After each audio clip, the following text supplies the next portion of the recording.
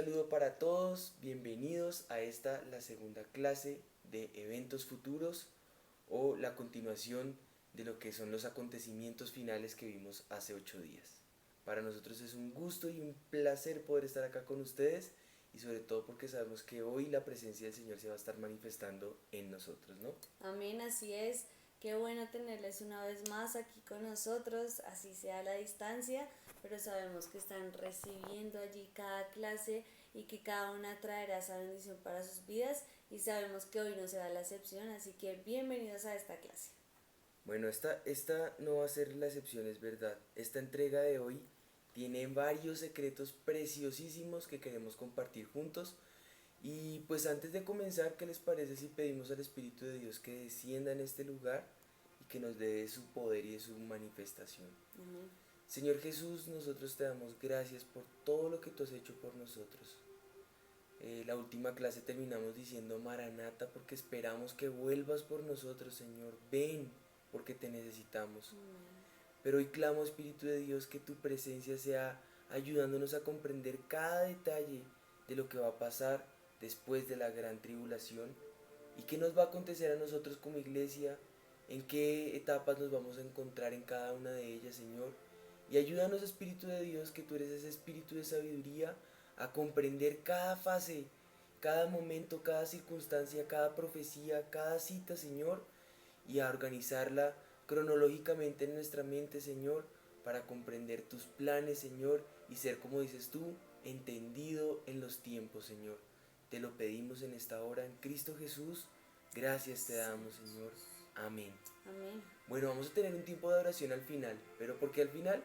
Porque primero hay que entender qué es lo que vamos a adorar, así que vamos a dejar eso para el final.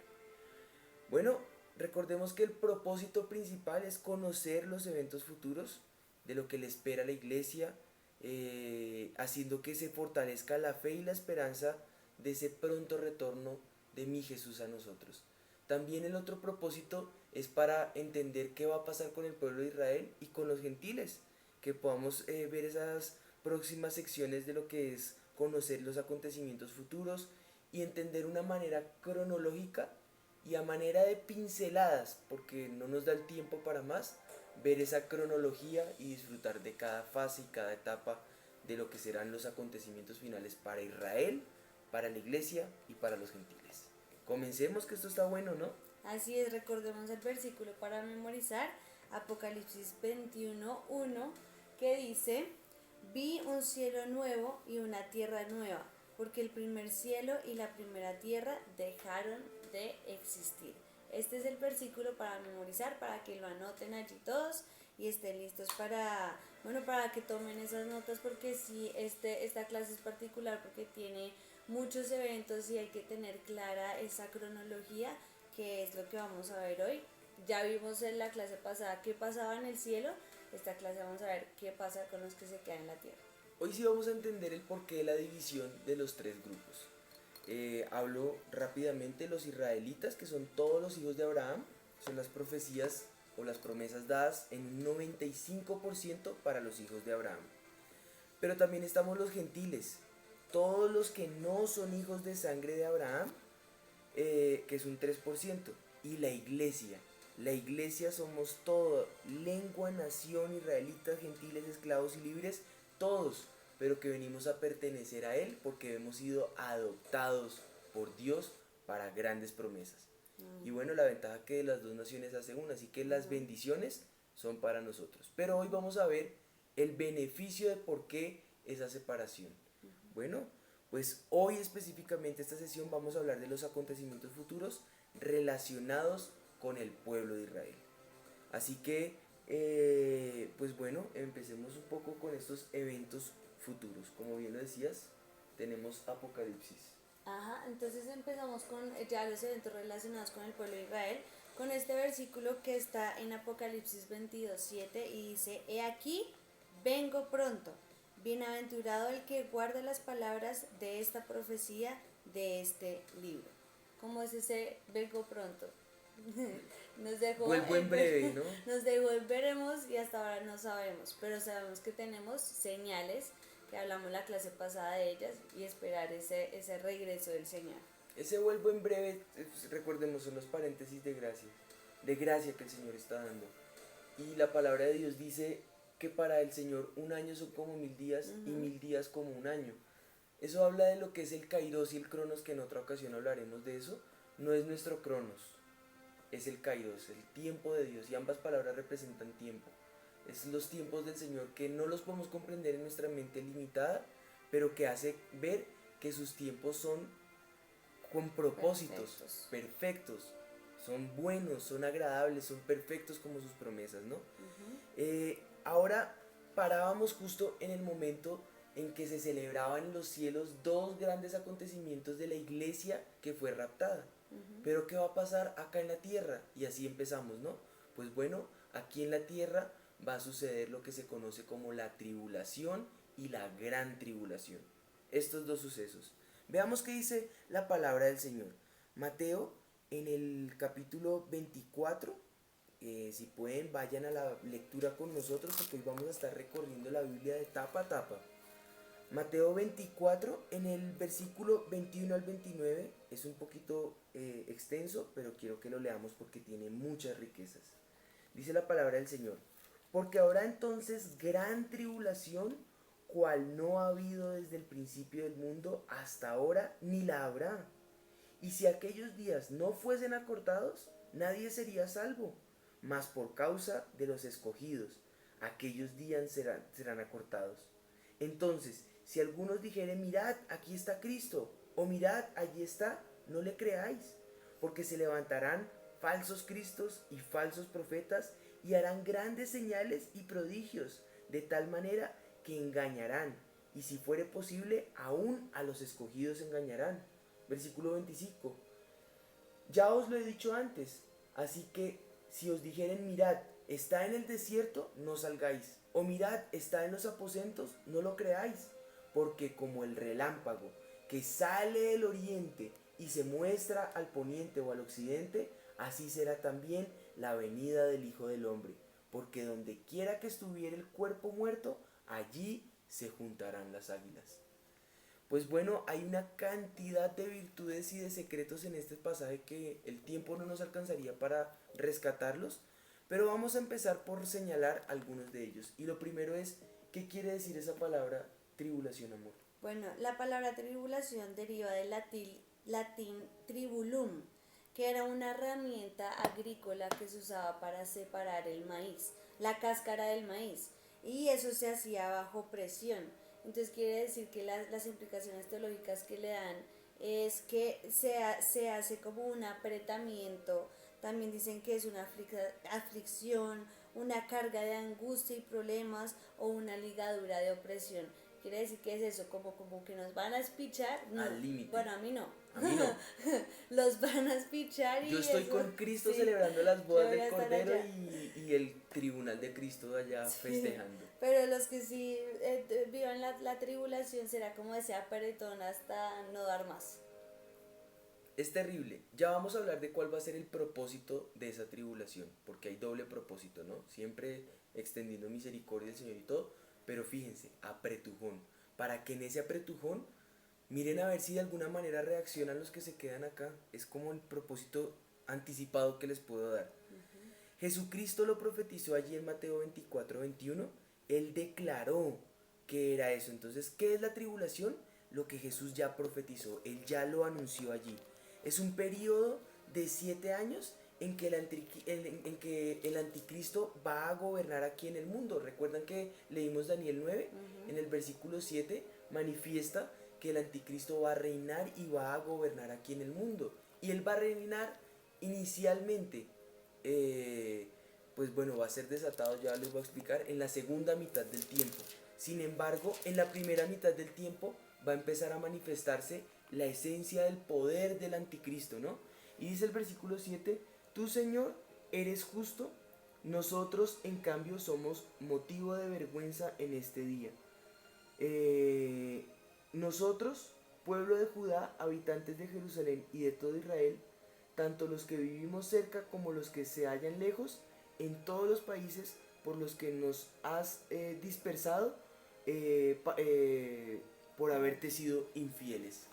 O sea, aquí nos está hablando ya de ese periodo donde mientras se va a dispersar, mientras por causa de nuestra impiedad o de la impiedad, de la maldad de la humanidad, cuando digo nuestra de la humanidad, porque nuevamente no vamos a estar acá nosotros, pero por causa de la impiedad hubo dispersión y todo el mundo fue regado, y eso habla también de la mente, la fe, el conocimiento, la inmoralidad, todo va a ser un caos, un desastre, todos dispersos, nadie sabrá para dónde coger. El espíritu allí del anticristo va a empezar a manifestarse allí. ¿Y qué características va a tener? Ujú. Entonces la primera es que iniciará con un pacto con Israel por 7 años, en donde él promete paz por esos 7 años, pero va a tener 3 años y medio de paz o 42 meses, que es lo que dice Apocalipsis 13:5, y dice, también se le dio boca que hablaba grandes cosas y blasfemias, y se le dio autoridad para actuar 42 meses, eso está en Apocalipsis 13:5. O sea, lo primero que hizo es que él de una vez ya nos damos cuenta que lo que se le va a dar es la autoridad para gobernar en ese tiempo. Y van a ser los primeros 3 años y medio que él lo va a hacer, que va a ser de paz, pero Es luego va a como, cambiar. es como que hay dos caras del anticristo. Ujú. Obviamente, como todos los gobiernos corruptos, nunca van a entrar diciendo, ay, yo soy corrupto, voten por mí. Obviamente que no. Va a mostrar en esos primeros 3 años y medio su buena cara. La paz, va a gobernar, va a convencer a todo el mundo. Va a ser suelto los que están dispersos. Todo el mundo va a decir, este es. Jesús lo profetizó. Se van a levantar falsos cristos, se va a levantar con una característica única, y es unificar el poder y el pensamiento para gobernar, y todo el mundo va a decir con las señales de él, este es el Cristo, aquí se cumplió el Mesías triunfante, aquí, y todos van a querer votar por él. Pero a los 3 años y medio, que es lo que me compete mostrarles acá, ahí el anticristo va a traicionar a Israel. En el momento en que traiciona a Israel, en ese instante se convierte los 3 años y medio restantes, donde ya se va a exigir adoración para sí mismo, y se va a manifestar el verdadero falso profeta, ese verdadero anticristo, ese verdadero hijo de la bestia, como lo llama el Apocalipsis, ¿no? Que va a engañar y afligir a las naciones, ya después de haber sido sellados con el 666, el número de la bestia, del anticristo. Ya no hay nada que hacer, ya quedaron marcados, y allí en ese momento se va a conocer en realidad quién es el anticristo. Dice en los versículos 6 al 10 del capítulo 13, y abrió su boca en blasfemias contra Dios, para blasfemar de su nombre, de su tabernáculo, de los que moran en el cielo, y se le permitió hacer guerra contra los cielos, contra los santos, y vencerlos. También se le dio autoridad sobre toda tribu, pueblo, lengua y nación, y le adoraron todos los moradores de la tierra, cuyos nombres no estaban escritos en el libro de la vida, del Cordero que fue inmolado desde el principio del mundo. Si alguno tiene oído, oiga.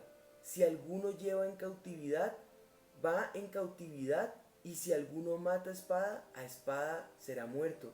Aquí está la paciencia y la fe de los santos.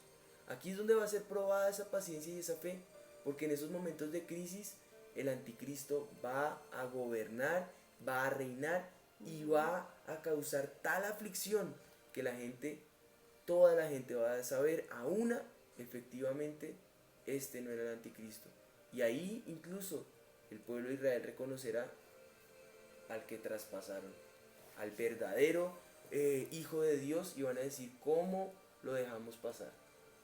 Eso está en Zacarías 12:10, lo que estás diciendo, que en ese momento cuando ya bueno, cuando se muestre la cara del anticristo, pues la verdadera cara, ahí van a decir todos, quiere decir que el Cristo ya había venido. O sea, se van a dar cuenta que Jesús sí era el Cristo y este es el anticristo, y ahí es cuando dice en Zacarías 12:10, y derramaré sobre la casa de David y sobre los moradores de Jerusalén espíritu de gracia y de oración, y mirarán a mí, a quien traspasaron, y llorarán como se llora por hijo unigénito, afligiéndose por él como quien se aflige por el primogénito, En aquel día habrá gran llanto en Jerusalén.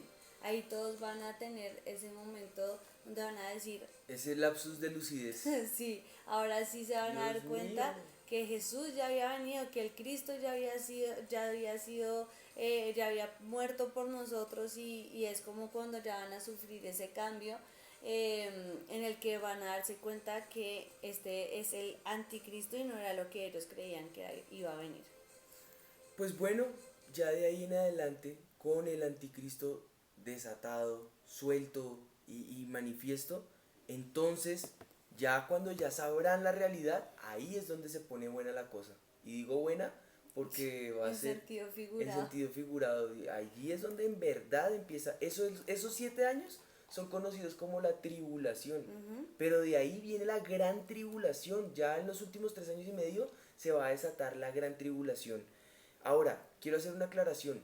Hablemos de 7 años, 7 tiempos nuevamente. El cronos nuestro es diferente al kairos de Dios. 7 tiempos. Se habla de años porque es como se manifiesta en la Biblia, pero como lo vimos, para Daniel son semanas, para Juan son años, no lo sabemos si son años, semanas, lo cierto es que son 7 tiempos. En estos 3 últimos y medio tiempos, o 3 tiempos y medio tiempo, como lo dice Daniel, se van a desatar lo que se va a ver allí en el capítulo 6 al capítulo 16. ¿Qué es lo que va a pasar?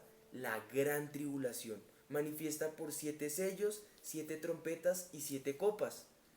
El séptimo sello son las 7 trompetas y la séptima trompeta son las 7 copas. Así es como se puede entender el Apocalipsis. Y van desde el capítulo 6 hasta el capítulo 16 para que luego ustedes lo puedan estudiar en casa o cuando hagamos un curso de escatología podamos estudiar un poco más, o de escatología, podamos estudiar un poco más a profundidad sellos, trompetas y copas.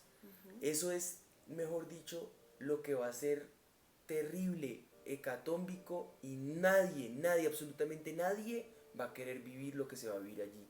Desearán la muerte y la muerte huirá de ellos. O sea, va a ser algo totalmente catastrófico.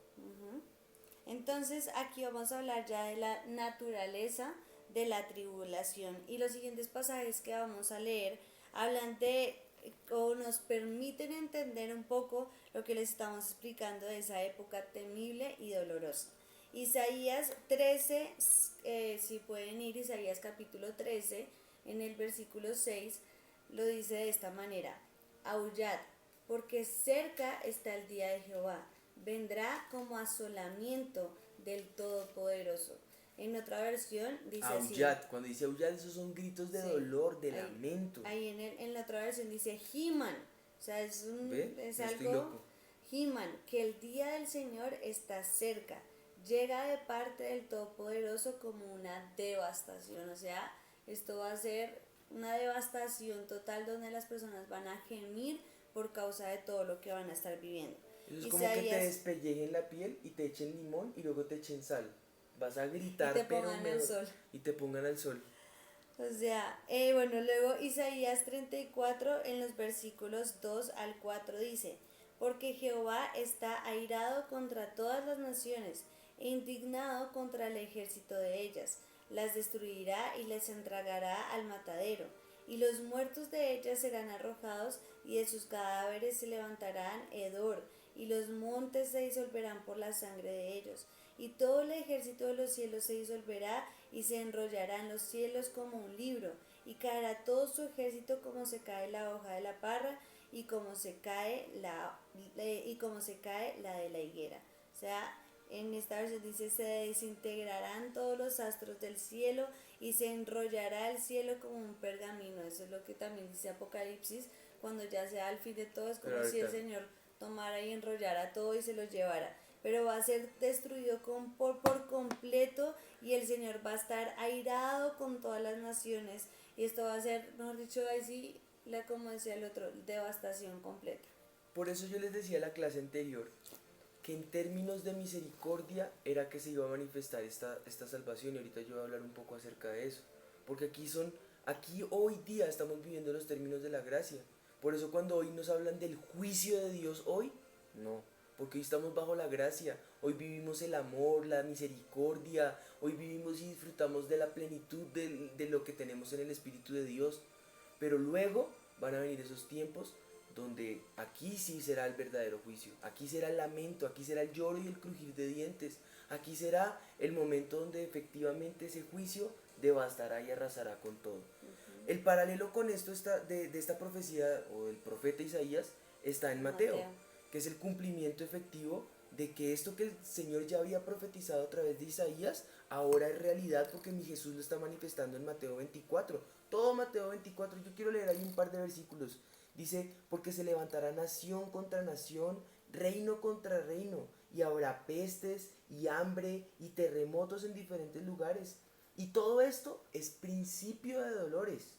Es solo el principio, dice el versículo 9. Entonces os entregarán a tribulación y os matarán. Seréis aborrecidos de todas las gentes por causa de mi nombre. Muchos tropezarán entonces y se entregarán unos a otros y unos a otros se aborrecerán. Y ahí todavía no es la tribulación. Ahora, cuando ya nosotros ya no estemos, el versículo 11 dice, y muchos falsos profetas se levantarán, engañarán a muchos, y por haberse multiplicado la maldad, el amor de muchos se enfriará, mas el que persevere hasta el fin, ese será salvo. Y ahí hay una característica, el que persevere hasta el fin. Es misericordia. El Espíritu de Dios ya no va a estar acá en la tierra porque Él va a ser llevado. Con la iglesia se va con nosotros. Aquí es solamente quien logre perseverar hasta el fin. ¿Cómo va a ser?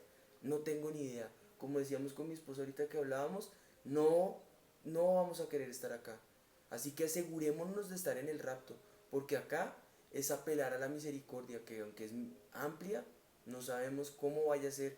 Por eso en parte vemos, en parte profetizamos, porque no sabemos qué es lo que vendrá y no quiero esperar a ver. Sabemos que va a ser lloro, crujir de dientes, ardor, lamento, aullido, dice acá. Lo que pasa es que la pregunta de todos es si, o sea, siempre nos han preguntado es si después del rapto va a haber salvación. Seguramente que sí. Y yo creo que la respuesta sería no te quedes, más bien vete al rapto para que no tenga que responderte esa pregunta. Como cuando uno va al colegio y le dice, ¿puedo recuperar o remediar las notas? Sí, sin haber hecho el examen. Hombre, todavía. haga primero el examen, ¿qué tal que lo pase? Asegúrese de pasar el examen. Lo otro es una doble tarea. ¿Para qué queremos caminar esa doble tarea? Asegurémonos de pasar el examen, asegurémonos de entrar al cielo, porque lo otro nadie lo sabe. Lo otro, si la entrada al cielo, ahí medio vamos viendo cómo va a ser. Yo no me imagino cómo va a ser esta parte. No nos podemos esperanzar en esa parte. Bueno, continúo mi lectura. Versículos 21 y 22. Porque habrá entonces gran tribulación, cual no ha habido desde el principio del mundo hasta ahora, ni la habrá. Y si aquellos días no fuesen acortados, nadie sería salvo, mas por causa de los escogidos, aquellos días serán acortados. O sea, ahí el Señor va a seleccionar a aquellos que perseveren hasta el fin. Y en misericordia, como que los va a cubrir allí en un manto, pero va a ser difícil porque ellos no van a poder comer, no van a poder... Todos tendrán que estar bajo los términos del 666. O sea que no van a tener alimentos, no van a tener posibilidad de vida, no van a tener cédula, no van a tener cuentas, no van a tener nada, no van a ser nadie acá. Van a estar guardados allí bajo la misericordia del Señor. Y si perseveran hasta el fin, por causa de los escogidos, esos días van a ser acortados. Porque si no, ninguno, ni siquiera ese grupito sería salvo. O sea, es misericordia por todas partes del Señor. ¿Y por qué ese juicio así tan fuerte y tan apretujado? Para que se arrepientan, para que entiendan que esto no era un juego, que esto en verdad era un juicio. Nosotros nacimos y en el momento en que nacimos por voluntad propia decidimos apartarnos de Dios. Y todo desde ese día hasta el día de hoy no ha sido más que misericordia del Señor en querer restaurar esa relación que se había roto. ¿Más misericordia? Bueno, ¿quieren más misericordia? Ahí está. Perseveren hasta el fin y serán salvos. Y si no, muestre más misericordia. Acortémosles esos días para que rápido puedan disfrutar de lo que es la presencia del Señor.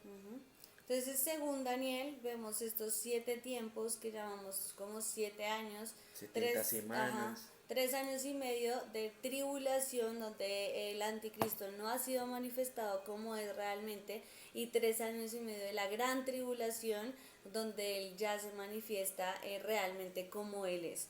Entonces aquí nosotros seguimos con 6 propósitos que vemos de la tribulación. Hay más, pero tomamos solo 6 propósitos de la tribulación para poder expresarlos en este momento. ¿Cuáles son esas 6 razones de la... O sea, la pregunta es el porqué de esta gran tribulación. Vamos a resumirla en 6 para que sea cronológico. Yo digo la primera. Para recoger la cosecha que ha sido cegada a través de los tiempos. Mira lo que dice Mateo en el capítulo 13. Si puedes acompañarme allí en tu lectura porque es bien importante que nos quede claro. Los versículos 3 al 8 dice: y les habló muchas cosas por parábolas diciendo: he aquí el sembrador salió a sembrar. Y mientras sembraba, parte de la semilla cayó junto al camino y vinieron las aves y la comieron. Parte cayó en pedregales, donde no había mucha tierra, y brotó pronto porque no tenía profundidad la tierra. Pero salido el sol lo quemó, y porque no tenía la raíz se secó. Y parte cayó entre espinos, y los espinos crecieron y la ahogaron. Pero parte cayó en buena tierra, y dio fruto, cual 100, cual 60, cual 30 por uno. El que tiene oídos para oír, oiga. En ese momento se va a recoger esa gran cosecha. ¿De quiénes? De aquellos que perseveraron hasta el fin. De aquellos que guardaron y atesoraron en su corazón esa gran cosecha se va a recoger allí.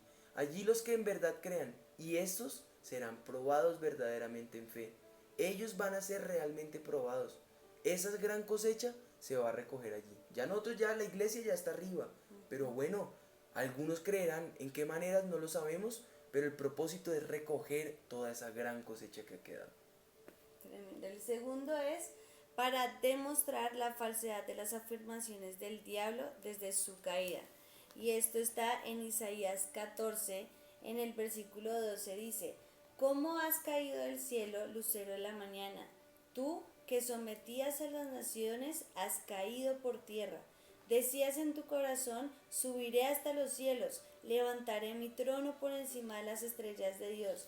Gobernaré desde el extremo norte en el monte de los dioses. Subiré a la cresta de las más altas nubes, seré semejante al Altísimo. Pero ha sido arrojado al sepulcro, a lo más profundo de la fosa. Y bueno, aquí sigue toda la profecía que tiene contra él, pero lo que quieren demostrar es que el diablo, cuando llegó acá, dijo: listo, yo voy a plantar mi trono, voy a demostrar que puedo ser más grande que Dios, y se rebeló, y ese es su propósito. Supuestamente él va a ganar cuando llegue el anticristo, y cuando pase todo lo que va a pasar, él va a establecer su reino y va a triunfar. Pero todo lo que vamos a ver es para demostrar que él no tiene la razón y que estaba Satanás equivocado. Es falso, como todo lo que él es el padre de mentira, y aquí es donde se va a quitar ese protector de pantalla, como dice mi papá, y se va a ver la realidad. ¿Quién es ese miserable? Bueno, el otro propósito es extender misericordia sobre una gran multitud. ¿Qué multitud? Aquellos que han sido martirizados, pero que esos que han sido martirizados tienen un propósito. Sus vestiduras serán blancas y serán levantados de ese dolor. Saldrán de aquí, sí, ciertamente en lamento, en martirio, en dolor, en sufrimiento, pero ellos serán recogidos como esa gran cosecha y podrán entrar al cielo, martirizados para el cielo. Apocalipsis 7, todo el capítulo 7 lo manifiesta esto que les estoy diciendo. Pero leamos del 9 al 14, dice: después de esto miré, y he aquí una gran multitud, la cual nadie podía contar, de todas las naciones, tribus, pueblos y lenguas, que estaban delante del trono y en presencia del Cordero, vestidos de ropas blancas y con palmas en sus manos. Ellos ya estaban, esas vestiduras blancas en Juan representan santidad al Señor, representan que han sido renovados, representan que aunque antes no habían creído, ahora allí van a llegar vestidos de blanco, totalmente lavados por la sangre del Cordero en misericordia.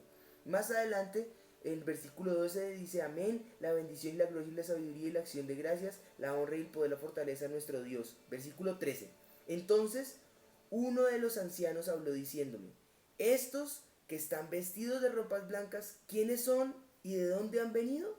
Bueno, mira el versículo 14. Yo les dije: Señor, tú lo sabes. Y él me dijo: estos son los que han salido de la gran tribulación y han lavado sus ropas y las han emblanquecido en la sangre del Cordero. Ellos son los que vienen acá a manifestarse. ¿Qué pasa aquí? La misericordia del Señor. Como te decía, términos de gracia, no, términos de misericordia. ¿Cómo va a ser? No lo sabemos, pero sé una cosa: la misericordia de Dios es infinita, tardo para la ira, grande en misericordia es mi Dios. Bueno, yo solamente sé que el Espíritu de Dios, que es quien convence de pecado, justicia y juicio, no va a estar acá. El Espíritu de Dios, que es quien nos revela las Escrituras, no va a estar acá. El Espíritu de Dios, que es quien te dice y te lleva a toda la verdad, no va a estar acá. El Espíritu de Dios, que es quien te guía a que te congregues y te reúnas, porque en la casa del Señor mantenemos ese espíritu de fe para esperar y aguardar las promesas, no va a estar acá. ¿Cómo va a ser? No tengo ni idea. Van a ser en medio de pestilencias. Imagínate tú abrir la Biblia y que ¿quién te enseña esto? No. Imagínate tú ir al lugar secreto: Señor, ayúdame. Y no hay respuesta porque el Espíritu de Dios no está acá. Por eso digo, en términos de misericordia, ellos, si logran triunfar, si logran permanecer hasta el fin, si los días se acortan y en misericordia salen de este lugar, pues saldrán con vestiduras blancas, y en la sangre del Cordero, que nos redimió a todos, alcanzará para redimirlos también a ellos. Pero no se esperen a ver eso. Es mejor entrar al cielo y no Vivitos vivir y coleando. eso. Sí. Bueno, el cuarto punto es para preparar una gran multitud de vivientes para el milenio. Dice Mateo 25 en el verso 32: y serán reunidos delante de él todas las naciones, y apartará los unos de los otros, como aparta el pastor las ovejas de los cabritos, y pondrá las ovejas a su derecha y los cabritos a su izquierda. Entonces Yo el quiero ser rey oveja. entonces el rey dirá a los de su derecha: venid, benditos de mi Padre, heredad el reino preparado para vosotros desde la fundación del mundo. Porque tuve hambre y me diste de comer, tuve sed y me diste de beber, fui forastero y me recogisteis, estuve desnudo, me cubriste, enfermo y me vestisteis, en la cárcel y vinisteis a mí. Bueno, ahí sigue todo el capítulo, pero lo importante es aquí que vamos a ser preparados para ese reino milenial del cual les vamos a hablar más adelante. Pero lo que quiere es preparar esas ovejitas que van a estar con él reinando en ese tiempo precioso que vamos a vivir, que es más adelante, y nos está preparando allí también. Y aquí vienen, aquí resumo rápidamente el 5 y el 6, que es prácticamente el propósito del por qué las promesas para Israel y para los gentiles y la iglesia son diferentes. La iglesia aquí no está porque la iglesia triunfó. Así que en ese orden de ideas, gracias a Dios que estamos bien separaditos, porque al pueblo de Israel lamentablemente no le vienen cosas buenas. Como no creen en el Mesías reinante, triunfante que nosotros vemos en Jesús, ellos están aguardando todavía la primera venida del Mesías. Así que si no tienen al Hijo de Dios, no hay salvación. El único camino es Jesús. Si Jesús no es el creen en mediador. Jesús, no hay manera de salvación. Entonces, en ese orden de ideas, nosotros ya estamos salvos. ¿Pero qué vienen? A los gentiles y al pueblo de Israel. A los gentiles, que es el 3% restante de las profecías, son aquellos que definitivamente no creyeron. Y ni siquiera pasando por la tribulación y la gran tribulación pueden creer. ¿Ustedes se imaginan llegar a tal frialdad de, aún viendo todo eso, no entender que hay un Dios soberano? Sí. No creer que hay un Salvador. Pues bueno, para los gentiles, 2 de Tesalonicenses 2, del 11 al 12 dice: por esto Dios les envió un poder engañoso para que crean la mentira, a fin de que sean definitivamente condenados todos los que no creyeron a la verdad, sino que se complacieron en la injusticia. Para ellos, definitivamente, la condenación. Y luego, entonces, ¿qué va a pasar con Israel? Bueno, amor, ¿Qué dice Ezequiel? ¿Te cogí de sorpresa? Sí, leámoslo. Ezequiel 20. Ya acá lo tengo. ¿Quién llega primero? Estas horas, ¿20 qué? 37 al 38. Dice, os haré pasar bajo la vara y os haré entrar en los vínculos del pacto y apartaré de entre vosotros los rebeldes y los que se rebelaron contra mí de la tierra de su peregrinación los sacaré, mas a la tierra de Israel no entrarán y sabréis que yo soy Jehová. Este es el juicio para Israel. Aquí definitivamente Israel va a ser sellado, va a ser juzgado. Hay solamente un grupo que se va a salvar, que de estos vamos a hablar ahorita en unos segundos, pero solo un grupo reservado, el resto es juicio para el pueblo de Israel. Bueno, para continuar, vamos a hablar ahora de algunos acontecimientos importantes que vamos a tener en este periodo de la tribulación y la gran tribulación. El primero es que va a haber una organización formal de una super iglesia, o sea, todos vamos a, vamos no, va a haber como un mismo lenguaje en absolutamente todo va a ser absolutamente igual y por eso se va a conformar como una super iglesia dirigida por ¿quién? Por el anticristo, y esto lo vemos en Apocalipsis 17, donde habla específicamente y la menciona así como la gran ramera. Eso lo podemos ver en todo el capítulo de Apocalipsis, que no lo va a leer todo por cuestiones de tiempo, pero tú lo puedes leer en casa y allí habla de este acontecimiento que vamos a ver en este periodo que es bien importante.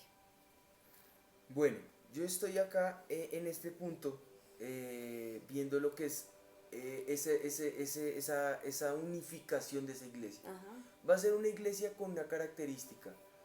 No es la iglesia que nosotros nos conocemos como el cuerpo de Cristo. Recordemos que la iglesia caída, esa iglesia que es la gran ramera, representa esa iglesia que se conforma por el anticristo. Es mejor dicho, en mejores palabras sería la comunidad que cree en el anticristo. O sea que sería un anticuerpo, un cuerpo que no es el verdadero cuerpo, un falso cuerpo. Y ese cuerpo va a ser reconocido según Daniel 2:41 y Apocalipsis 17:12 como ese imperio romano.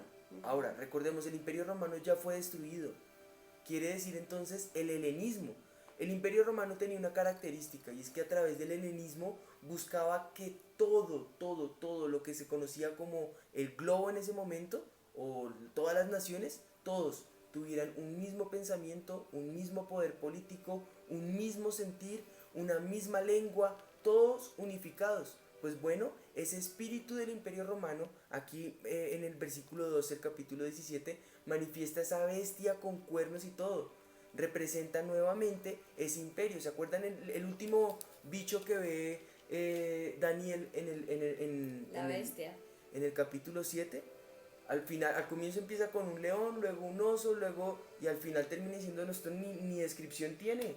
Es una bestia. Pues bueno, aquí está el capítulo 17 del versículo 12, esa misma bestia. Ya no saben cómo describirlo, pero es el poder del helenismo que busca tener un mismo sentir. Eso es lo que va a hacer el anticristo, que todo el mundo caiga rendido a sus pies con un mismo pensamiento, con un mismo sentir, reconociéndolo a él como Dios. Todos los va a querer unificar a todos, y lo peor de todo es que todos van a caer allí rendidos como bobos. Ante el anticristo y el profeta, que ese es el punto que está ahí, que es la aparición del anticristo y también del falso profeta. Mi papá dice que es el papá y el hijito. Ajá. El anticristo y su hijito el falso profeta. Lo pueden encontrar en el Apocalipsis 13 para que lo lean allí. El siguiente, que es el cuarto punto, es que otro acontecimiento que ya lo mencionamos es el pacto de Israel con el anticristo por 7 años. Pero en Isaías 28:18 dice, se anulará el pacto que hicieron con la muerte, quedará sin efecto su alianza con el sepulcro, cuando venga la calamidad abrumadora, a ustedes los aplastará. O sea, ahí nos explica ese pacto que hizo el anticristo con Israel por 7 años, pero como la mitad él lo anula, y como lo describe es que los va a traer calamidad abrumadora que aplastará al pueblo de Israel, porque literalmente eso es lo que va a pasar. Ese es el siguiente acontecimiento. Y luego entonces viene lo que es la conversión y el llamado de los 144.000. Yo les dije que de Israel un grupito se iba a salvar. Estos son esos 144.000 sellados. ¿Quiénes son? Esto es específicamente para el Para pueblo de Israel. Israel. Ellos tienen una fe basada en la genealogía, por eso para ellos es tan importante saber hijos de quién son ellos, porque ellos saben que de la línea davídica o de la tribu de Judá vendría el Mesías, el Salvador. Pero no solamente por eso, por mil razones, y una de esas es los 144.000. Ellos saben que los más cercanos que estén vivos a esas 12 tribus, están allí los 144.000 sellados, esos 144.000 que solamente Dios sabe cuáles son los que van a ser salvos. Y ellos su fe la depositan en esos 144.000, el resto no tienen salvación. Es decir, que en la fe judía no hay posibilidad de salvación, solamente aquellos que son esos 144.000 serán los que sean salvos. Es terrible. Uy, sí, terrible. Es ¿Te difícil. imaginas, tú sabes? Yo por eso prefiero Tú ser nacer, adoptado, porque como adoptado ya estoy con ya el Padre. está. ¿No te imaginas tú nacer y será que si alcanza a ser de los 144.000? No, terrible. No, es horrible. Por eso Bueno, es mejor que siendo judíos crean en Jesús. Si creen en Jesús serán salvos. ujú. Y en eso también tenemos que ser nosotros movidos a misericordia, a poder orar por la nación de Israel, porque en esa manera viene paz para nosotros y paz para ellos. Orar para que ellos puedan entender quién es Jesús y puedan creer en el Hijo de Dios y sean salvos. Ujú. El siguiente punto es la construcción del templo judío. Y bueno, cuando fuimos allá, nosotros nos estaban contando En Israel. que cuando fuimos a Israel nos estaban contando que de hecho ya tienen los planos, ya saben cómo es todo, dónde lo pueden poner todo, que ya están construyendo de hecho lo que tenía dentro del templo, que era el menorá, el arca. O sea, sí se está avanzando en ese nuevo templo que ellos quieren hacer. Apocalipsis 11:2 dice, no incluyas el atrio exterior del templo, no lo midas, por cuando en la visión de Juan, no lo midas, me perdí, porque ha sido entregado a las naciones paganas, las cuales pisotearán la ciudad santa durante 42 meses. Una vez más, durante 3 años y medio, aquí está profetizando que cuando se construya ese templo, que ni midiera el acto exterior porque iba a ser pisoteado por los gentiles. Apocalipsis 13, los versículos 14 y 15 dice, y engañará a los moradores de la tierra con las señales que se les ha permitido hacer en presencia de la bestia, mandando a los moradores de la tierra que le hagan imagen a la bestia que tiene la herida de espalda y vivió. Y se le permitió infundir aliento a la imagen de la bestia para que la imagen hablase e hiciese matar a todos los que no le adorasen. Entonces, los 3 años y medio de paz es como esa construcción del templo, como que eso nuevo que ellos van a tener, como esas promesas y esas expectativas, pero después de esos 3 años y medio, dice la palabra que es donde va a obligar que lo adoren, con que va a construir esa bestia y que va a hacer que todos dentro del templo del Señor Que es el cometan punto 8. esos actos paganos. ¿Me salté? No, que lo puedes complementar con el punto 8, que es precisamente la manifestación del anticristo rompiendo ese pacto, donde efectivamente él ya... Ok, entonces sigo leyendo, dice, Exacto. y así a todos pequeños y grandes, ricos y pobres, libres y esclavos, se le pusiese una marca en la mano derecha o en la frente, y que ninguno pudiese comprar ni vender sin el que tuviese la marca o el nombre de la bestia o el número de su nombre. Entonces eso muestra que se va a revelar. Y como para ir concluyendo, en ese periodo de tribulación y gran tribulación, nuevamente la misericordia se va a manifestar. ¿Con quién? El capítulo 11 de Apocalipsis manifiesta dos testigos que se van a levantar. Y estos al parecer, recuerden, en parte vemos, en parte profetizamos, se cree y por los eruditos bíblicos nos han enseñado por años que puedan ser Enoc, que caminó con Dios, y Elías. ¿Por qué? Porque los dos tienen una característica: fueron arrebatados, no han muerto. Sus cuerpos no fueron encontrados, ellos fueron llevados con Dios por haber caminado con Él. Sean ellos o sea el espíritu profético que se movía a través de ellos, en la misma característica se van a representar dos profetas, dos testigos. Y dice que todo el que quiera hacerles daño, fuego va a salir que los va a consumir. Ahí dicen los primeros versículos, en el versículo 2. En el versículo 4, estos testigos son los dos olivos y los dos candeleros. Dice, si alguno, del versículo 5, quiere dañarlos, sale fuego de la boca de ellos y devorará a sus enemigos. Y si alguno quiere hacerles daño, debe morir él de la misma manera. O sea, no va a haber forma en que los dañen. ¿Para qué van a surgir estos dos testigos? Para que haya más misericordia, para manifestarles a ellos, hey, un momentico, no crean al anticristo, no le crean al falso profeta, ellos van a estar allí, el espíritu de ellos va a estar allí de una manera tan evidente que la gente, el que quiera creer y pueda creer, pues bueno, va a ser salvo, pero igual, aún así, se endurece tal el corazón como con Faraón, tanto se endurece que estos dos testigos tienen que morir. Dice el versículo 7, cuando hayan acabado su testimonio estos dos testigos, o sea que ya se termine el tiempo en que ellos ya definitivamente dan el testimonio, la bestia que sube del abismo hará guerra contra ellos, los vencerá y los matará. Tienen que morir estos dos testigos. ¿Por qué? Porque es la única forma de que venga el juicio, es la única forma de que este capítulo definitivamente se cierre. No quisieron creer, es más, no solamente quisieron creer, mataron lo único que les quedaba a los dos testigos. Y allí viene entonces lo que es conocido como esa batalla del Armagedón.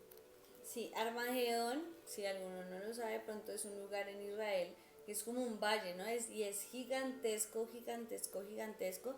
Se cree que ahí va a ser esta batalla conocida como la batalla del Armagedón, que está en Apocalipsis 16, verso 16, y dice, y los reinos en el lugar que en hebreo se llama Armagedón, bueno, aquí yo vengo como ladrón y cuenta, el séptimo ángel derramó su copa por el aire y salió una gran voz del templo del cielo, del trono diciendo, hecho está.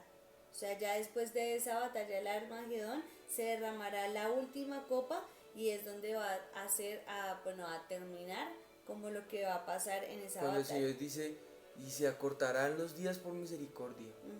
Entonces hubo Ya, relámpagos, voces, truenos y un gran temblor de tierra, un terremoto tan grande cual no lo hubo jamás desde que los hombres han estado sobre la tierra, y la gran ciudad fue dividida en tres partes, y las ciudades de las naciones cayeron, y la gran Babilonia vino en memoria delante de Dios para darle el cáliz del vino del ardor de su ira. Y toda isla huyó y los montes no fueron hallados, y cayó del cielo sobre los hombres un gran granizo como el peso de un talento, y los hombres blasfemaron contra Dios por la plaga del granizo, porque su plaga fue sobremanera grande. Nosotros siempre yo me imaginaba siempre esa batalla del Armagedón, que cuando viniéramos íbamos a tener la armadura, espadas y como en las películas antiguas todos a pelear pues contra el anticristo, Satanás, pero pues realmente no va a ser así, no es una batalla. Si ustedes lo miran real. luego a detalle, sí vamos a venir con el Señor. Él va a venir en su caballo blanco mostrando santidad, autoridad. Pero y va a en él, venir a y vencer. detrás nosotros. Pero es que tiene una característica esa victoria. Dice que con el poder de su lengua los va a vencer. Entonces venimos nosotros a ser testigos de la guerra que el Señor va a librar. Porque en realidad el poder de su palabra, así como con el poder de su palabra nos creó, con ese mismo poder se acabó todo. Él dice y deja de ser esto. Y pues bueno, algo característico del Valle de Armagedón. Porque Juan, en este aspecto de profeta, aunque él es discípulo, aquí está profetizando. ¿Por qué él habla del Valle de Armagedón? Porque para el judío allí es donde se libraron las batallas más grandes. De hecho, se cree que en las guerras, los días, por días, ese valle se mantenía rojo. Y hay fechas en el año donde se ve rojo. Y es por causa de la sangre que se derramó, mucha sangre se ha derramado allí. Es el valle más grande que tienen allí en Israel.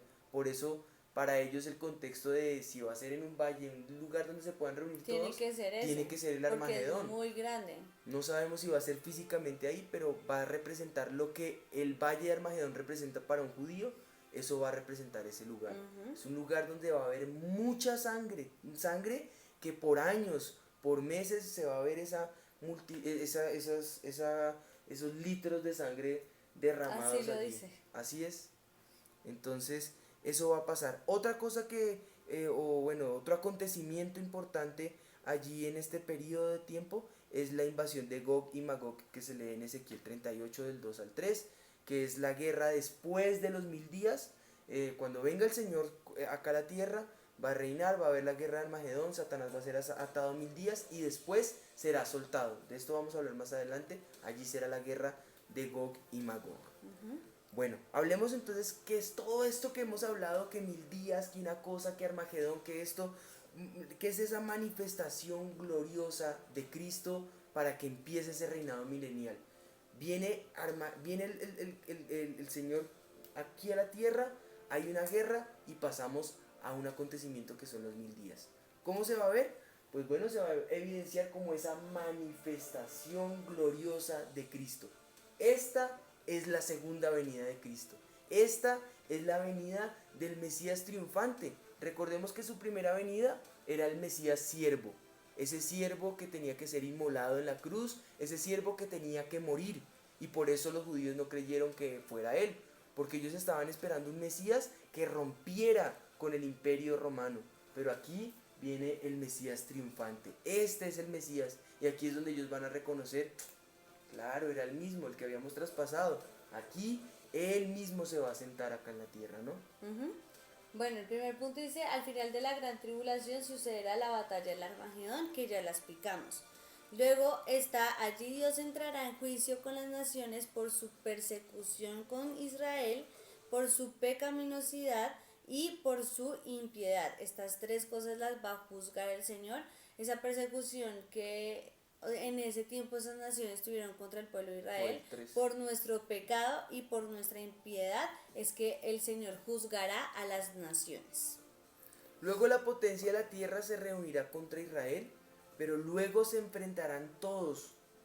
O sea, como que aparentemente decimos vamos a ir contra Israel, y como no pudieron contra Israel o no les fue suficiente, ¿qué más tiene Israel? Ah, Israel cree en un Dios, pues vamos a levantarnos contra Dios, y todos a una se van a querer levantar contra él. ¿Cómo será? No sé si sea por fe, por declaración, por blasfemia. Lo cierto es que se van a volver en contra de Dios y va a ser tal guerra que entonces Apocalipsis 16 y 17 se cumplirá allí, ¿no? ¿Cómo se va a cumplir, amor? Bueno, dice, Cristo viene con los ejércitos celestiales y Tú y yo. destruye a sus enemigos. Y aquí lo vemos en Apocalipsis, tenía la Biblia 19. al revés. Perdón. En Apocalipsis capítulo 19, si lo pueden leer allí conmigo. Apocalipsis 19 en el verso 20 dice así, porque es Pues usted lo puede leer del 11 al 21, pero vamos a leer del 20. Dice, bueno, entonces es que es un texto precioso porque dice, vi el cielo abierto y un caballo blanco y el que lo montaba se llamaba Fiel y Verdadero y con justicia juzga y pelea. Sus ojos eran como llamas de fuego y en su cabeza habían muchas diademas y tenía un nombre escrito que ninguno conocía sino él mismo, y habla del verbo de Dios, de los ejércitos celestiales, por eso sabemos de que las es el Hijo de Dios. vestiduras, que dice Rey de Reyes, Señor de Señores. Bueno, y dice acá, y vi a la bestia, a los reyes de la tierra y a sus ejércitos reunidos para guerrear contra el que montaba el caballo y contra su ejército. Y la bestia, o sea, ahí por eso yo les digo, no es que vayamos a pelear, sino que inmediatamente el Señor va a venir como el Cristo triunfante, como el Cristo que los israelitas siempre habían esperado que viniera como el Rey.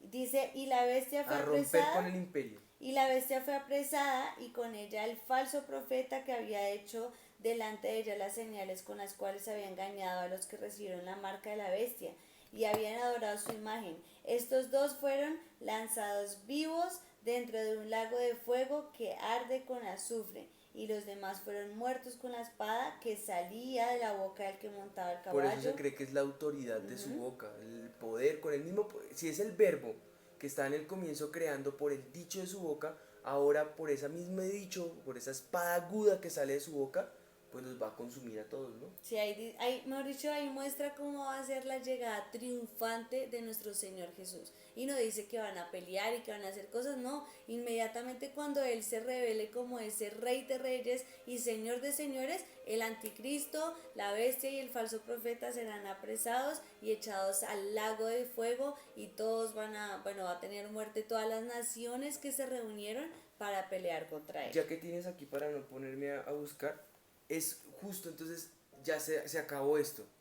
Pero viene entonces lo que tanto estábamos esperando todos. Apocalipsis 20, versículos 1 al 3.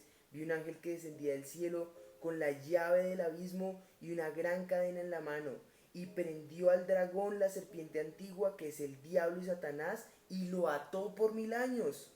Y lo arrojó al abismo y lo encerró y puso sellos sobre él para que no engañase más a las naciones hasta que fuesen cumplidos 1000 años, y después de esto deberá ser desatado un poco de tiempo más.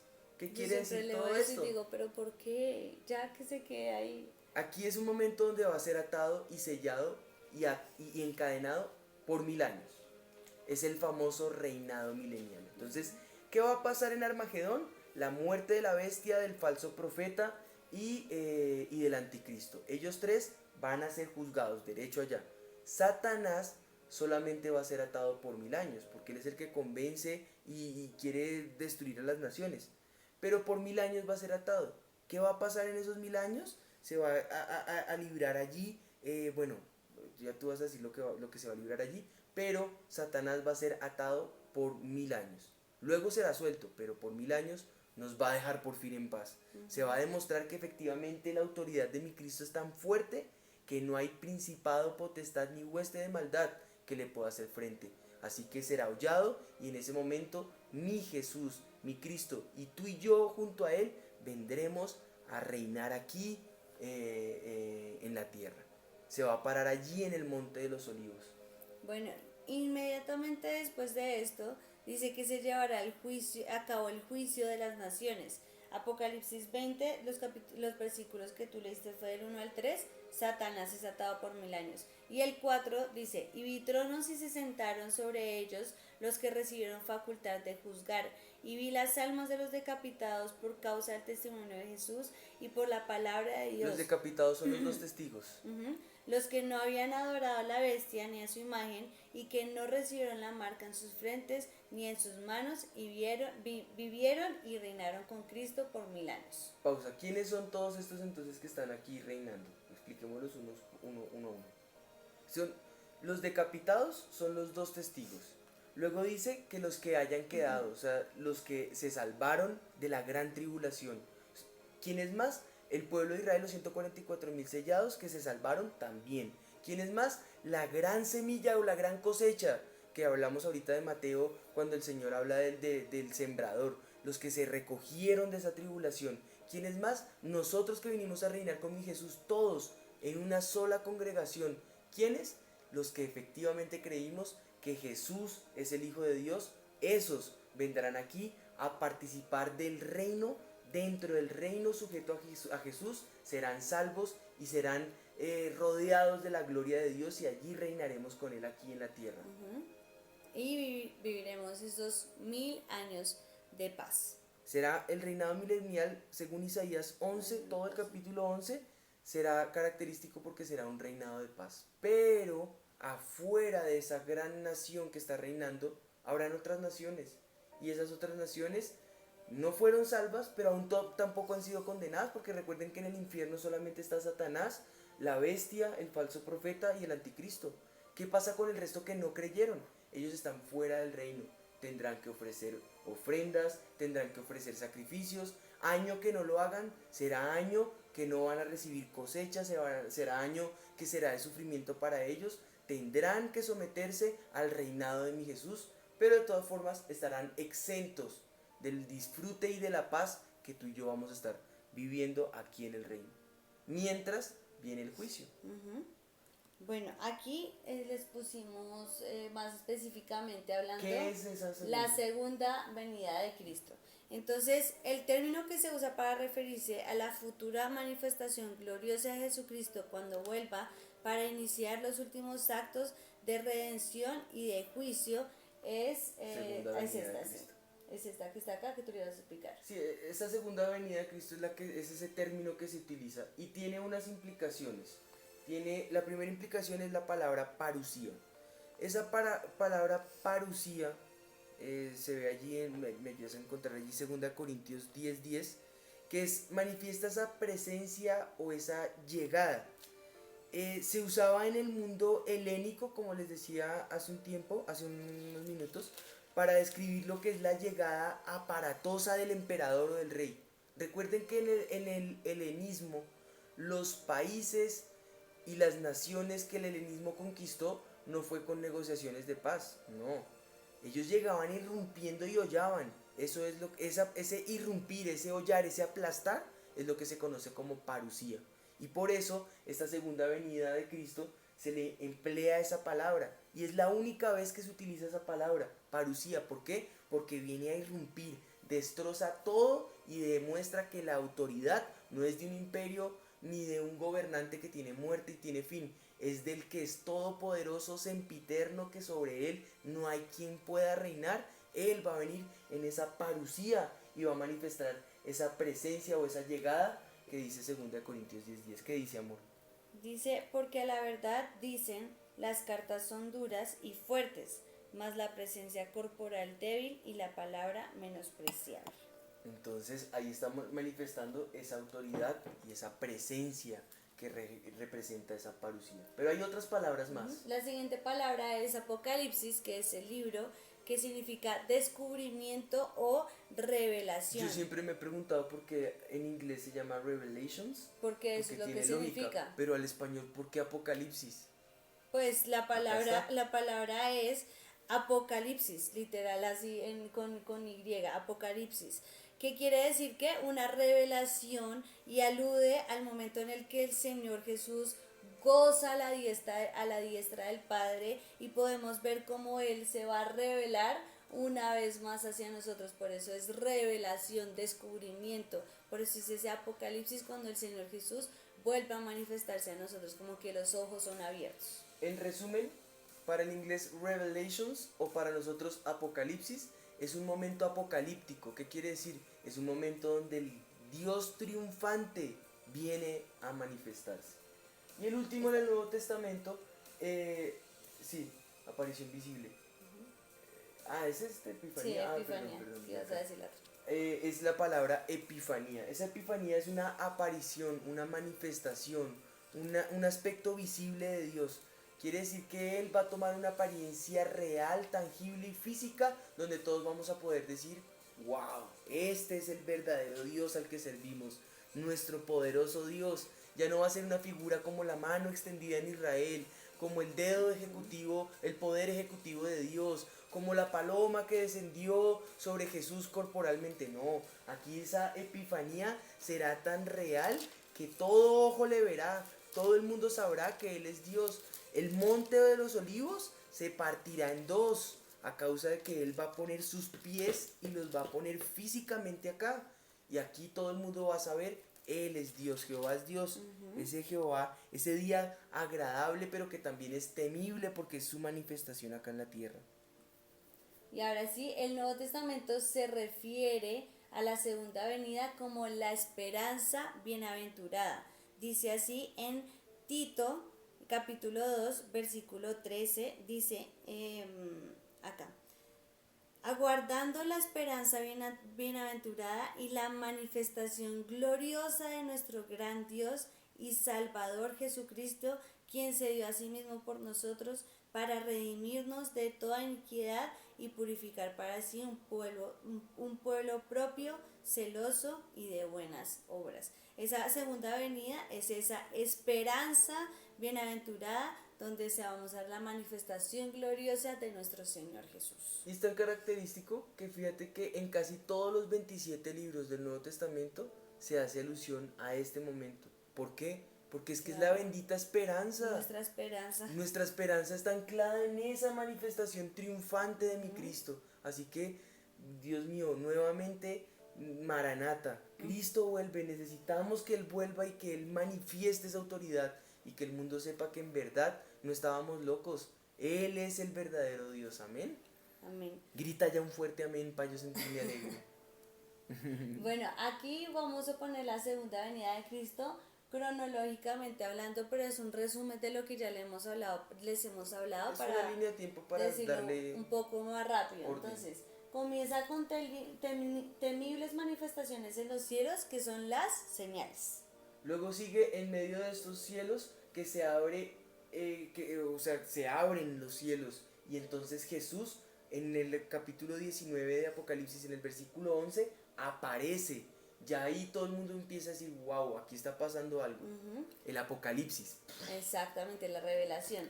Zacarías 14, en los versos 14 al 8, vemos lo que tú hablabas ahorita, que es cuando nuestro Salvador regresa, desciende sobre el monte de los olivos, causando este gran terremoto, partiendo ese monte en dos, que ahí de hecho dicen que es que tienen los pies donde va a volver, pues no sabemos dónde va a ser, pero dice que sí va a volver y va a temblar la tierra por el regreso de nuestro Señor Jesús. Y Zacarías 14 también muestra que esa puerta se romperá. De hecho, allí cuando ustedes si tienen la oportunidad de ir a Israel, ustedes van a ver una puerta, la que llaman la puerta dorada.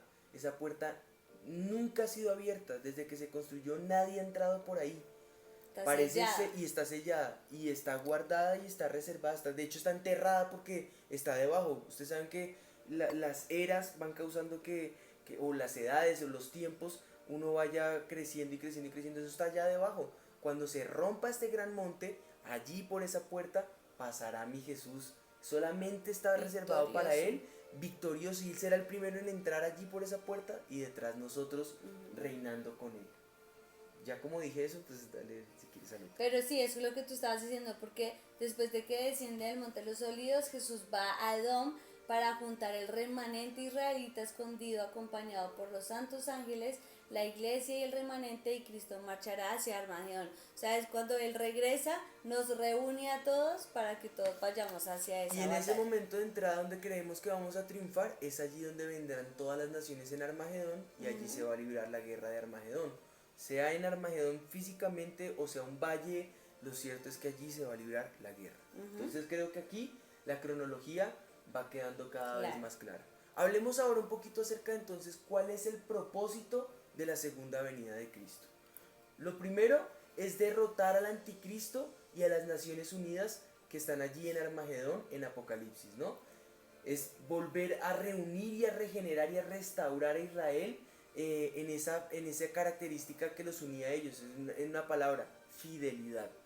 Ya aquí la infidelidad de Israel quedó atrás. Aquí serán fieles a ese Dios en el que han creído, y pues bueno, la profecía está en Isaías 43, los versículos 5 al 6. Y que va atrás porque ahí es cuando va a juzgar y castigar a ese Israel infiel que no creyó en su regreso. Eso está en Tesalonicenses 2, 15 al 16, y es cuando lo que leímos ya separará a las ovejas de los cabritos. Las ovejas les dirá, vengan acá que ustedes hicieron lo bueno y lo fiel, y a los cabritos, chao de aquí mis amores.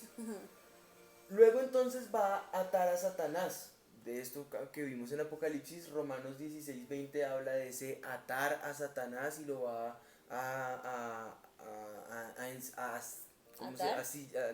a sellar, dice literalmente el texto, lo va a sellar por 1000 años.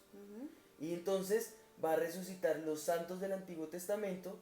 Es decir, recuerden que cuando no había venido Jesús, nosotros tenemos fe y salvación en Jesús que murió en la cruz. Pero los del Antiguo Testamento, su fe estaba enfocada hacia el futuro, porque Jesús todavía no había venido, no había quien muriera por ellos. Ellos estaban en una especie de limbo, por así decirlo, porque ya sabemos que el purgatorio no existe, y ese limbo se le llama seno de Abraham.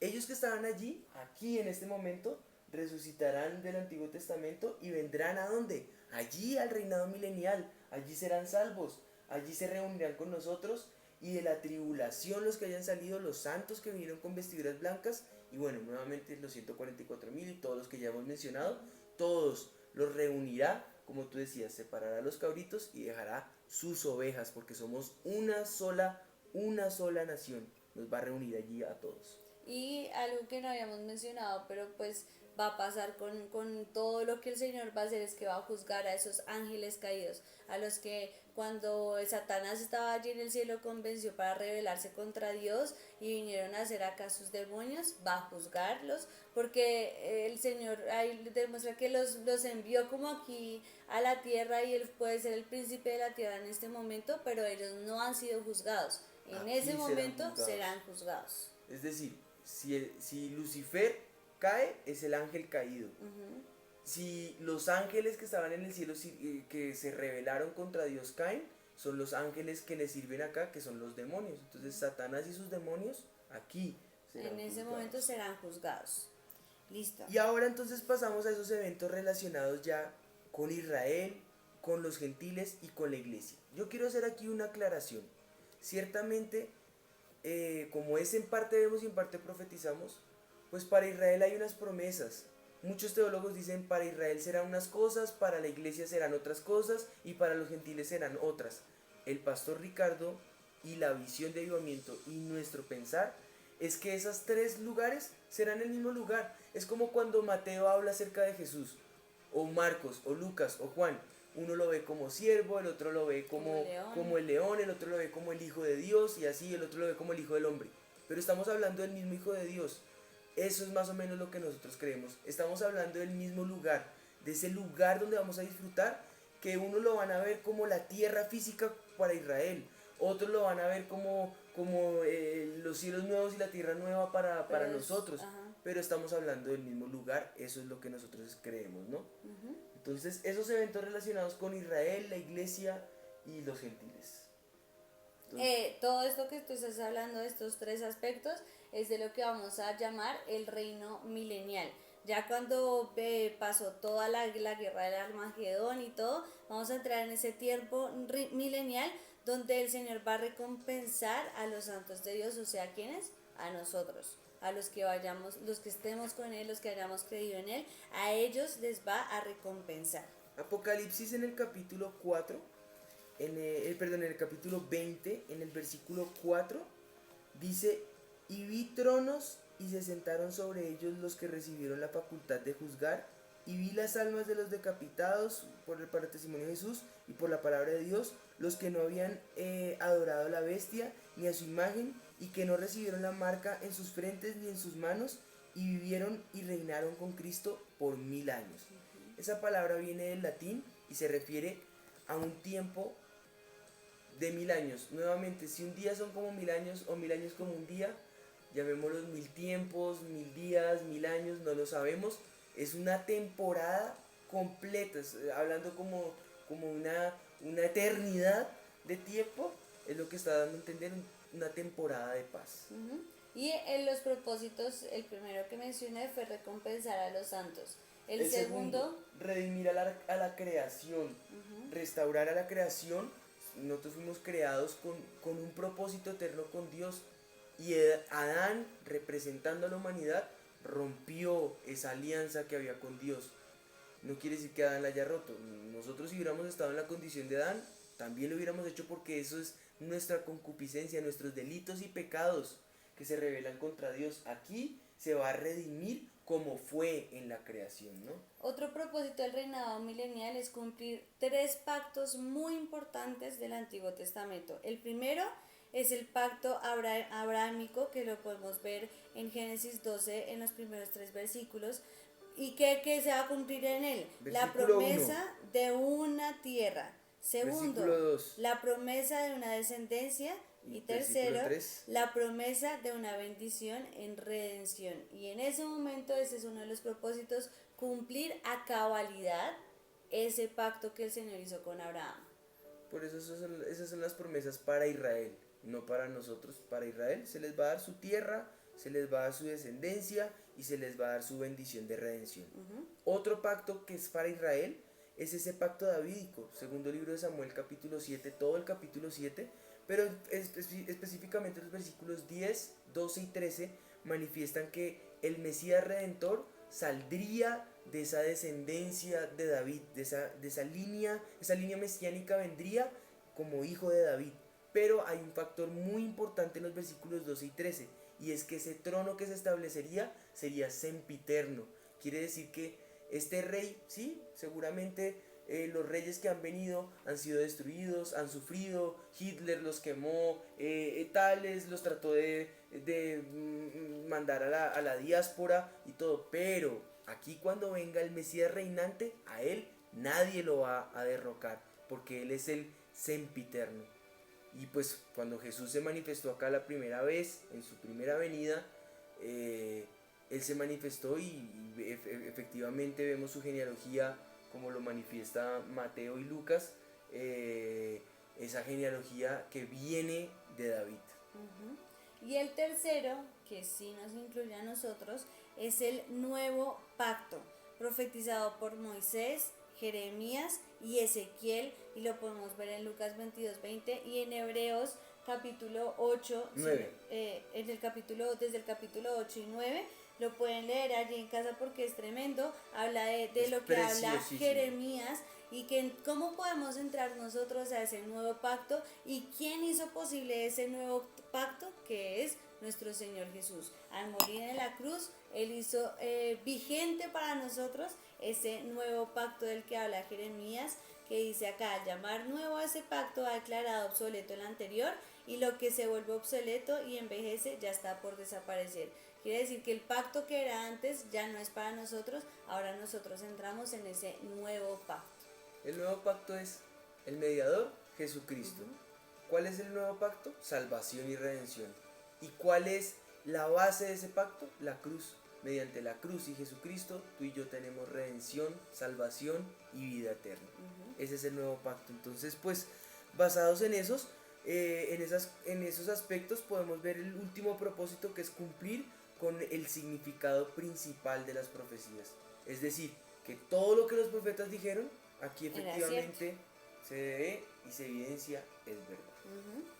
Ahora vamos a decirle rápidamente cuál es la naturaleza que vamos a vivir en este reino milenial. Y literalmente los vamos a mencionar así: paz, gozo, santidad y gloria de parte de Dios. Justicia, consuelo, conocimiento pleno, sanidad. Y va a haber libertad, va a haber prosperidad, adoración unificada. Ya no será que es que aquí adora el uno al otro, o como en el caso de los tiempos de Elías, claudicando entre dos pensamientos. No, unificados todos, adoraremos al Hijo de Dios, al triunfante. De hecho, es que esa es nuestra eternidad, ¿no? La eternidad y la esperanza es poder vivir bendita una eternidad esperanza, adorando al Señor. O sea que si aquí te cuesta adorar, no puedes vivir una eternidad adorando al Señor, que no te pase.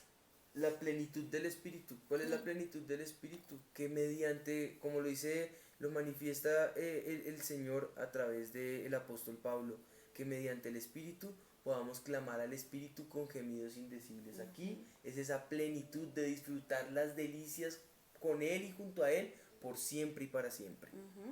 Bueno, aquí no lo pusimos, pero ¿quiénes van a ser los ciudadanos de ese milenio? Ya lo dijimos, pero en resumen, el Israel que fue salvado, los gentiles que fueron salvados de la tribulación y los del Antiguo Testamento, y nosotros, la iglesia. El rey del milenio, por supuesto que es el Señor Jesucristo. Él será el rey supremo, él reinará junto a su iglesia, y pues si lo quieres lo puedes leer allí en la primera carta de Corintios, en el capítulo 6, en el versículo 3.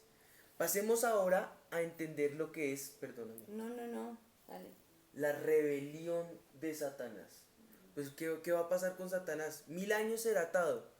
Pero y después lo que tú decías, pero no, que sí, ya había terminado. No, es que esto es la mejor película de la vida. Sí. Las películas se basan en esto. Sí. Eso es una mentira a comparación de esto. Se va a desatar nuevamente Satanás. Y dice, por un poco de tiempo más, el versículo 3 del capítulo 20. Por un poco de tiempo más. Entonces empecemos. Cuando los 1000 años se cumplan, Satanás será suelto. Y será suelto de su prisión y saldrá a tratar de engañar nuevamente a las naciones. Aquí viene la guerra de Gog y Magog, que se habla en Ezequiel. ¿Qué va a pasar en ese periodo de tiempo? Pues que va nuevamente con su falsedad y mentira, como él es el príncipe de la mentira y del engaño, a tratar de convencer a las naciones que están alrededor o fuera del reino milenial, para tratar de decirles, vengan, levantémonos contra ese y destruyámoslo para siempre. Y entonces engañará a las naciones que están en los cuatro ángulos de la tierra, al norte, al sur, al oriente y al occidente, los convencerá a todos para que se reúnan contra el Rey de Reyes. Y como no fue poco la guerra de Armagedón, pues bueno, aquí ya será su tate quieto para la eternidad. Pero es que eso no es lo peor es que no es que él sea suelto y trate de hacerlo, sino los que La creen gente en le él, cae. los que van a creerle a él y los que van a tomar esa opción por una vez más creerle a Satanás y levantarse contra el señorío de Cristo en este reino milenial. Al final del milenio se le ofrecerá al mundo una opción.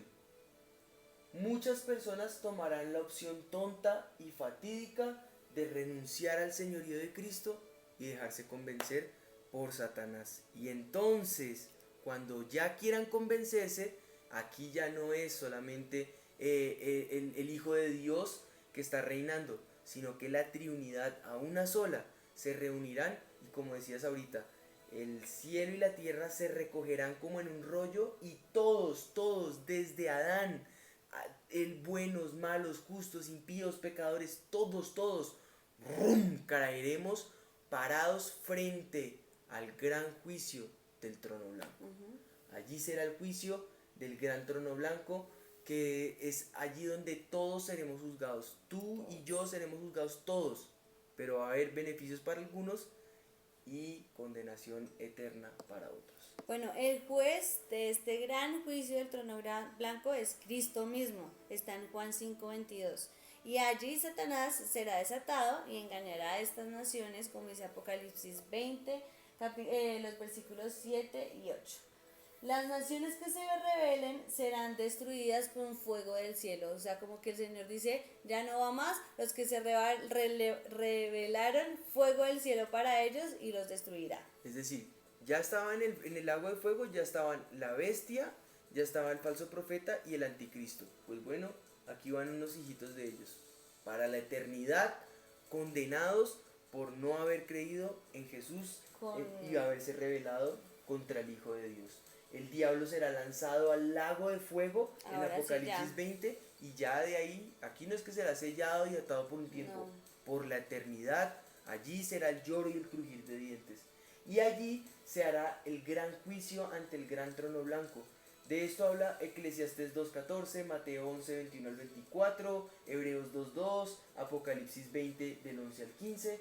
Allí será ese juicio y todas estas características que ya hemos mencionado, ¿no? Bueno, ¿qué vamos a encontrar en este juicio del gran trono blanco, no? ¿Quiénes van a ser como los jurados que van a estar allí? Y los denominamos como esos libros que van a ser abiertos. El primero va a ser el libro de la conciencia, que dice Romanos 2:15.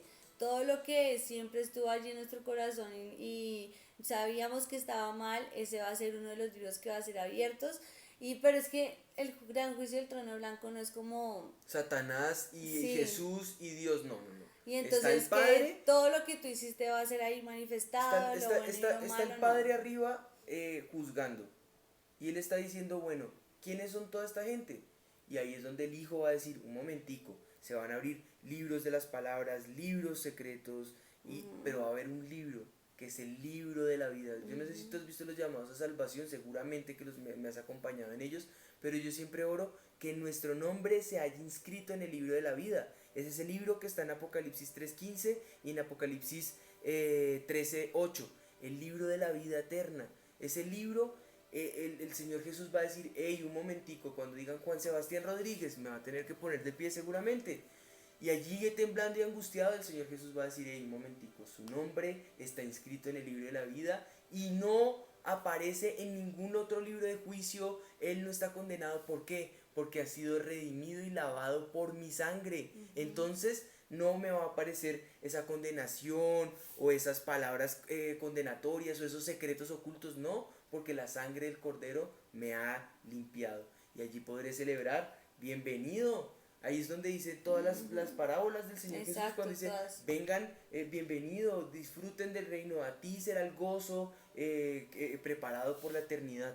Exactamente, ahí es cuando vamos a, como que ya va a ser la prueba final, ¿no? El examen final, cuando el Señor nos para allí y no es que tu vida y todo lo que hicimos malo va a ser manifestado, sino que el Señor Jesús se va a parar y va a decir, yo morí por él me recibió, yo perdoné sus pecados y ahí sí, a disfrutar con Esos el otros Señor. libros de la conciencia, de las palabras secretas en Romanos o de las obras públicas de 2 Corintios 11 en el versículo 15, son para quienes, amor. Pues para todos los que no están en el libro de la vida, a todos los que estaban en el lago de fuego, a todos los que han sido condenados, a todos los que no han creído en el Señor Jesús, para todos ellos sí va a ser todo lo que se ha manifestado de todo lo que hicieron y no creyeron en el Señor, en ese momento recibirán ese juicio eterno. Entonces todos ellos serán juzgados ante ese trono, son todos aquellos que no reconocieron a Jesús como el Hijo de Dios y por ende no le recibieron en su corazón. Salmo 9:7 dice que también los malos serán trasladados al Seol,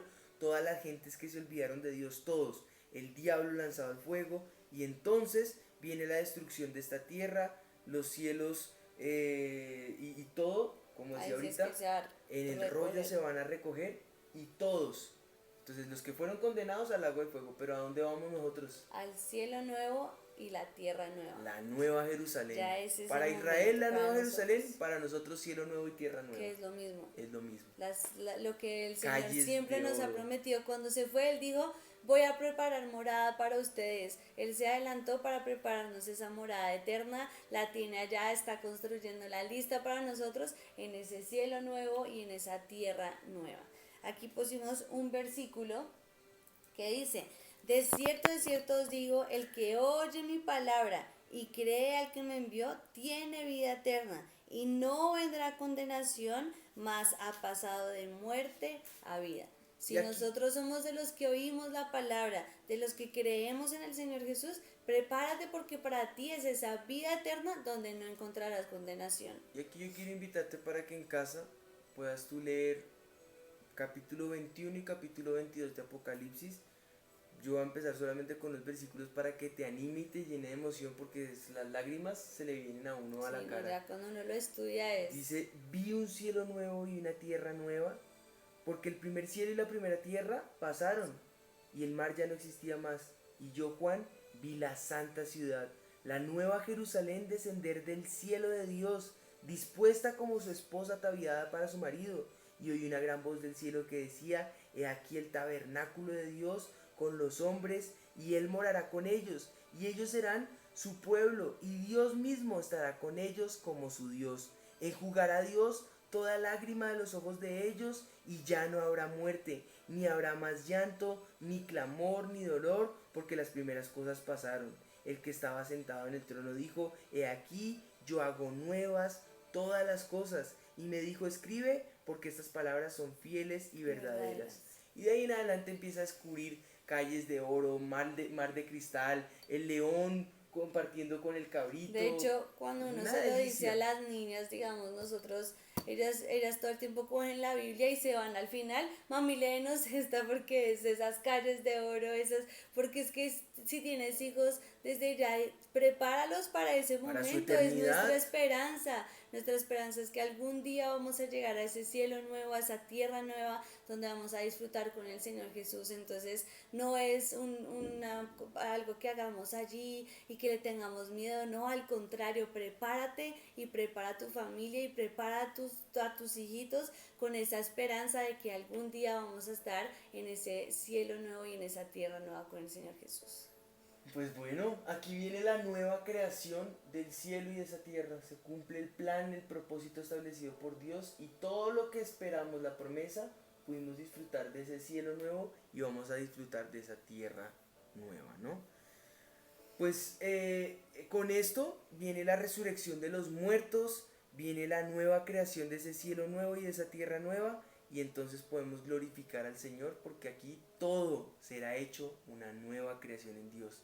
Podremos disfrutar, allí llanto no habrá, allí no habrá tristeza, allí no habrá dolor, allí lo que va a haber será victoria total por la eternidad, por largos días, el resto de nuestra vida disfrutando junto al Padre. Pues que tú y yo seamos partícipes de esa nueva Jerusalén, de esos cielos nuevos, de esa tierra nueva, y pues manifestémosle al mundo que efectivamente ese lugar está preparado para ellos. Así que Animémoslos para que, como dicen en el Evangelio, que se suba al bus todo el que pueda, porque esto se va a poner horrible, No. pero que tú y yo disfrutemos con mi Jesús allí en las bodas del Cordero. Sí, yo creo que ahora sí, como que el corazón arde para entrar en este tiempo de oración y que podamos, yo creo que todo esto nos lleva a dos cosas, a esa esperanza futura que tenemos con el Señor, que algún día nos vamos a ver con Él, y lo segundo, a ese tiempo de reconciliación también con Él, que todo lo que tal vez hayamos hecho que está mal, todo lo que tal vez haya contristado al Señor, hoy lo pongamos delante de Él, pero que tengamos esa esperanza que si nosotros tenemos al Jesús en nuestro corazón, Él va a tener para nosotros ese cielo nuevo, esa tierra nueva, esa esperanza que vamos a poder vivir y disfrutar con Él. Que Él enjugue hoy y por siempre nuestras lágrimas es mi oración. Amén. Padre, yo te doy gracias por este tiempo. Gracias porque tu victoria en la cruz no fue en vano, Señor. Esa victoria nos pasó a nosotros de muerte a vida eterna, Señor. Y sabemos que en ti aguardamos esa gloriosa esperanza, bendita esperanza, Señor, que pronto vendrás por nosotros y nos librarás de esta angustia, de esta tribulación, de este cuerpo de corrupción y de muerte, y podremos disfrutar glorificados junto a ti y glorificando al Padre, Señor. Te damos gracias por eso, Señor. Hoy con fe declaramos, un día te vamos a ver, un día estaremos contigo y un día disfrutaremos por la eternidad. Amén. Levanta allí tus manos al cielo y vamos a declararlo con el Señor en esta hora.